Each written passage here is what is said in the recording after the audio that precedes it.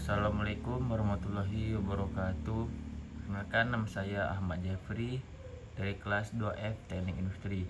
Saya akan mempresentasikan hasil laporan praktikum saya yang berjudul jangka sorong dan mikrometer skrup, ayunan sederhana, hukum Hooke, multimeter, hukum OHM, dan power supply. Kita masuk yang pertama, yaitu jangka sorong, pengantar dan fungsi. Jangka sorong adalah instrumen pengukur presisi untuk dimensi fisik benda. Ketelitian pengukuran mencapai 0,1 mm atau 0,5 mm, jauh lebih akurat dibandingkan penggaris biasa. Mengukur diameter luar benda, diameter dalam lubang, kedalaman celah atau lubang, bagian utama, skala utama, dan skala nonius. Kemudian ada mikrometer skrup, yaitu ketelitian dan keunggulan mikrometer skrup memiliki ketelitian 0,01 mm, lebih tinggi dari jangka sorong. Hal ini digunakan untuk mengukur benda tipis atau benda berdiameter kecil dengan hasil yang sangat akurat dan presisi. Prinsip kerja mikrometer skrup menggunakan mekanisme ulir skrup. Setiap putaran penuh timbel menggerakkan spindle sejauh 0,5 mm. Pembaca dilakukan pada skala utama sleeve dan skala nonius untuk mendapatkan hasil pengukuran yang lebih tepat. Kemudian ada ayunan sederhana. Ayunan sederhana adalah gerak harmonik sederhana atau GHS pada bandul yang berayun dengan amplitudo kecil. Periode ayunan dinyatakan dengan rumus T sama dengan 2pi kuadrat L dibagi G sama dengan, di mana L adalah panjang tali dan G adalah percepatan gravitasi. Periode ayunan hanya dipengaruhi oleh panjang tali L dan percepatan gravitasi G. Massa beban dan amplitudo kecil tidak mempengaruhi periode, sehingga ayunan sederhana dapat digunakan untuk mengukur nilai G secara eksperimental. Ayunan sederhana, eksperimen pengukuran kecepatan gravitasi G menggunakan ayunan sederhana. Ukur panjang tali L, catat waktu 10 ayunan penuh, hitung periode T sama dengan total waktu dibagi 10, lalu gunakan rumus G sama dengan 4pi kuadrat 2L dibagi T kuadrat. Contoh, L sama dengan 1 M, T sama dengan 2,01 second sama dengan G pi Q kuadrat 1 dibagi 2,01 kuadrat sama dengan 9,78 M per second kuadrat. Ulangi percobaan beberapa kali dan rata-ratakan hasil untuk akurasi lebih tinggi. Kemudian ada hukum Hooke. Hukum Hooke dinyatakan dengan rumus F sama dengan K dikali delta X. Tanda negatif menunjukkan bahwa gaya pemuli pegas berlawanan arah dengan arah simpangan. Semakin besar simpangan delta X, semakin besar gaya yang bekerja untuk mengembalikan pegas ke posisi semula. Konstanta kelakuan pegas K adalah parameter kekuatan pegas diukur dalam suatu N per F.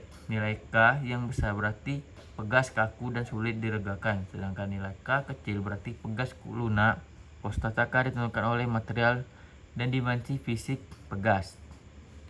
Hukum Hooke merupakan percobaan statis menambahkan beban secara bertahap pada pegas dan mengukur pertambahan panjang delta X. Nilai konstanta pegas K dihitung dari gradien grafik F terhadap delta X, yaitu K sama dengan F dibagi delta X. Semakin besar beban, semakin besar pertambahan panjang secara proporsional. Percobaan dinamis, pegas diberi simpangan lalu dilepas sehingga bergetar. Periode getar T diukur, lalu konstanta pegas dihitung dengan rumus K sama dengan 4pi kuadrat M dibagi T kuadrat. Metode ini memanfaatkan hubungan antara frekuensi getaran dan kekuatan pegas.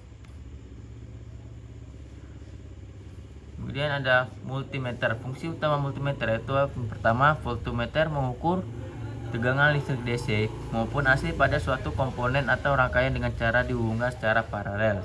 Yang kedua, ampermeter mengukur kuat arus listrik DC yang mengalir dalam suatu rangkaian dengan cara dihubungkan secara seri. Yang ketiga, mengukur hambatan listrik atau resistansi suatu komponen atau resistor dalam suatu OHM. Tanpa sumber tegangan aktif. Prinsip kerja multimeter yaitu multimeter analog bekerja berdasarkan prinsip galvanometer stud atau hambatan paralel, digunakan untuk memperluas jangkauan pengukuran arus sedangkan multiplier hambatan seri digunakan untuk mengukur tegangan. Pemilihan skala dan range pengukuran yang tepat sangat penting untuk mendapatkan hasil pengukuran yang akurat. Mulailah dari range tertinggi lalu turunkan hingga pembacaan berada di kisaran 2 atau 3 skala penuh. Kesalahan pemilihan range dapat merusak alat dan memberikan hasil yang tidak akurat. Tips menggunakan multimeter yang akurat: pertama, pilih mode pengukuran sesuai kebutuhan. Pastikan selektor diputar ke posisi yang tepat. Yang kedua, hindari kesalahan pengukuran. Perhatikan polaritas probe merah positif, hitam negatif, dan pilih range yang sesuai agar hasil akurat dan alat tidak rusak. Yang ketiga, praktik pengukuran sederhana. Ukur tegangan baterai, hambatan, resistor, atau arus pada rangkaian dasar sebagai latihan penggunaan multimeter yang benar. Kemudian ada hukum OHM, konsep dan persamaan. Rumus dasar hukum OHM yaitu V sama dengan I dikali R, di mana V adalah tegangan volt, I adalah arus listrik, ampere, dan R adalah hambatan atau OHM. Tanda negatif tidak berlaku pada hubungan linear konduktor ideal.